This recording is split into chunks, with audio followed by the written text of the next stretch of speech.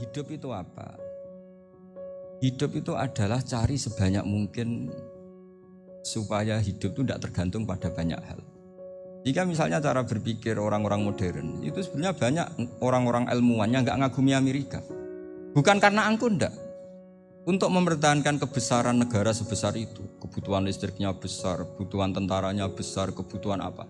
Sementara negara kayak Venezuela atau Swiss, kebutuhannya ada banyak. Pertanyaannya, yang tergantung dengan banyak hal sama yang tidak tergantung banyak hal, itu pinter mana? Kalau dibalik pertanyaannya gitu, negara-negara maju itu tidak keren kalau dibalik pertanyaannya. Orang yang untuk mempertahankan eksistensinya banyak, butuh banyak hal, dengan yang tidak butuh banyak hal, itu pinter mana? Orang yang bahagianya nunggu jadi dokter, nunggu jadi kiai besar, kiai viral, dengan orang yang bahagia cukup dengan ngopi, itu pinter mana? Tapi kalau dibalik pertanyaannya, orang yang taunya nikmat hanya kopi dengan nikmat yang banyak, pinter mana? Tapi kearifan ini harus kita tanamkan. Saya nggak bisa membayangkan Indonesia yang besar ini, andaikan tidak ada qanaah, nerimo ing pantum. Coba sekarang ada COVID. Andaikan Indonesia itu kayak Perancis. Beberapa kali punya tamu orang yang hidup lama di Perancis, bahkan dapat istri orang Perancis. Itu dulu nggak begitu mencintai Indonesia. Tapi setelah di Perancis 2 tahun, wah Indonesia hebat. Di Perancis itu kata dia kalau cerita, semua kebutuhan masyarakat itu dibebankan ke negara. Apa saja minta negara, apa saja nyoal negara. Sementara Indonesia, coba kalau Indonesia mengalami seperti ini kok tidak ada qanaah, rimo ing pantum, bisa kios Indonesia. Orang miskin nyalahkan negara, kelaparan nyalahkan negara, apa saja. Ini barokahnya dididik kiai, jogeman nyalahno wong liya. Urip pun romo ing pandum, diame. Sampai gak ngerti kalau Covid. Ribet kan. Tapi saya pastikan bahwa dengan keadaan seperti ini kita bahagia, kita stabil, itu jelas barokahnya kalimat tadi, moto tadi atau pegangan hidup tadi. Makanya disebut al-ibarat qutun li'ailatil mustami'in, bahwa redaksi atau kata-kata atau pegangan atau filosofi hidup, apalah namanya itu adalah penyemangat. Penyemangat. Karena kata-kata ini memang luar biasa. Ketika sahabat perang demi kebenaran, zaman itu ya pasti benar karena yang dibela Nabi.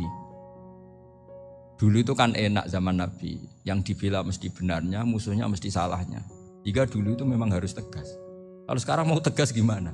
Yang kamu bela tidak mesti benar, musuhnya tidak mesti salah. Ribet kan kalau misalnya saya tukaran sama Pak Rektor, kamu mau bela mana kan bingung. Saya tidak mesti benar, saya tidak Nabi. Pak Rektor apalagi tidak mesti benar lagi kan? Ribet kan? Jadi kalau kita mau perang sekarang itu mau pede gimana? Enggak.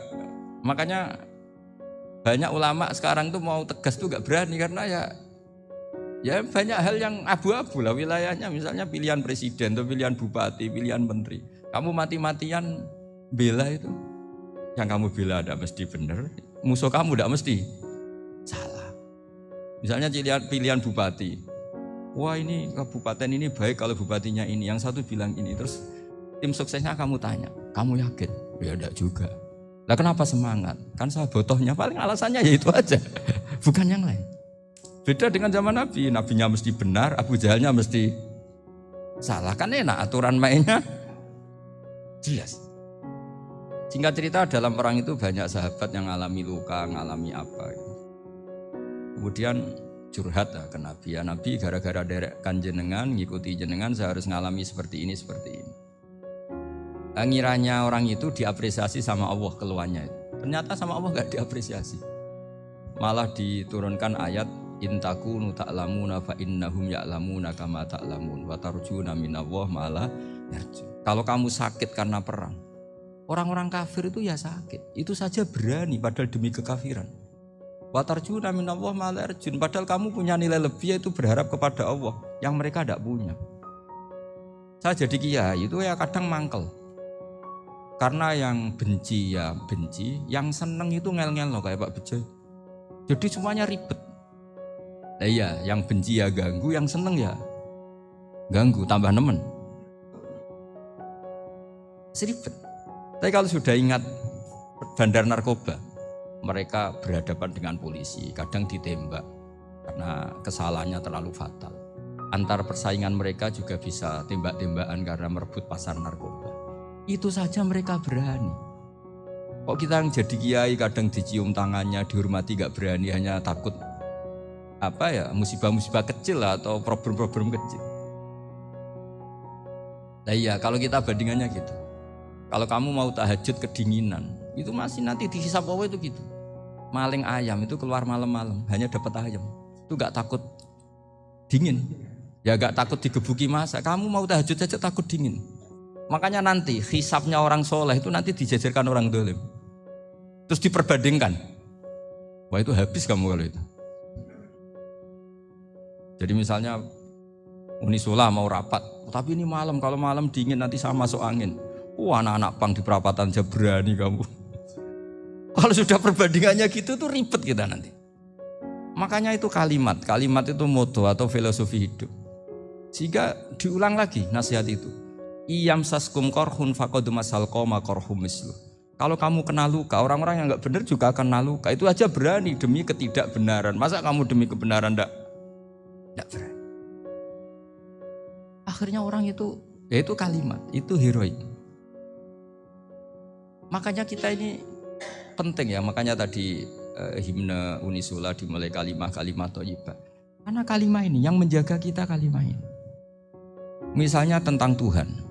Kenapa orang Islam imannya kokoh seperti ini, termasuk yang sudah hidup di Amerika, di Australia, di mana-mana. Itu ya barokahnya ajaran atau barokahnya kalimah. Saya sebut kalimah saja pakai bahasa santri. Karena la ilaha illallah itu dalam tradisi santri disebut kalimatu haqqin alaiha nahya wa alaiha namut wa alaiha nub'ats. Ada yang riwayat wa biha nub'ats insyaallah taala minal aminin. Kenapa mereka di mana-mana meskipun sekolah di Amerika, di Australia, bahkan di Uni Soviet tetap mukmin? Itu barokahnya ajaran yang benar. Allah itu siapa? Tuhan. Tuhan itu sifat dasarnya apa? Awal. Dia harus wujud awal sebelum makhluk yang lain. Sehingga ketika ada negara yang maju, yang tertib, manajemennya tertib, masyarakatnya makmur, tapi punya Tuhan yang tidak seperti itu, tidak awal, itu sudah gak nyaman. Karena ndaklah keren Tuhan saya, karena Tuhan saya itu al-awwal, zat yang pertama. Tuhan saya keren lah, zat yang gak mati. Tuhan yang gak mati, yang gak pernah ngalami kematian. Sehingga tontonan atau yang dilihat kenikmatan-kenikmatan yang lain ini tidak mengubah dia pendirian tentang Tuhan. Karena mantapnya satu kalimat tadi, bahwa Tuhan itu ya harus satu, harus awal, harus tidak mati, tidak rusak, tidak ngalami apa-apa yang membahayakan. Sehingga ketika ditawarin Tuhan yang lain, meskipun menjanjikan secara finansial atau kemakmuran, mereka gak tertarik. Itu coba, itu barokahnya makmur apa barokahnya ajaran? Barokahnya ajaran. Sering negara Islam itu kalah makmur dengan mereka, tapi barokahnya ajaran ini tetap apa? Tetap Islam. Makanya Nabi Ibrahim, Nabi yang sukses bikin wa ja'alaha kalimatam baqiyatan fi aqibi. Sehingga kita ini bekti sama orang tua misalnya, itu ya karena ajaran. Suwargamu itu karek wong tuamu. Nak wong tuamu ridho, Allah ridho. Nak ora ridho, Allah ora ridho. Ridho wa fi ridhol walidain wa sakhatu wa sukhtu wa fi sakhatil. Sehingga ketika ada orang tua yang agak brengsek gitu, anak-anak tetap hormat. Punya orang tua yang miskin, yang sudah miskin, tukang tombok nomor, banyak kan di kampung gitu, ya tetap hormat. Coba kalau dari awal kita ngajari orang tua kamu hormati ya, kalau baik, kalau enggak usah. Bisa geger Indonesia. Tapi barokahnya ajaran-ajaran itu Indonesia tertib karena ada ajaran. Nah ini di sini ini pesantren dan Unisula semua harus berkontribusi membuat ajaran yang benar itu adalah ciri utama Islam. Sehingga Islam ini dimulai dengan ajaran kalimatu haqqin alaiha nahya wa alaiha namut. Sehingga kita tenang seperti ini. Saya ini termasuk kiai yang tenang. Meskipun kata orang banyak saya ini kiai besar, tapi termasuk kiai yang paling tenang. Termasuk yang paling tenang. Karena saya ini pakai mazhab orang-orang hebat.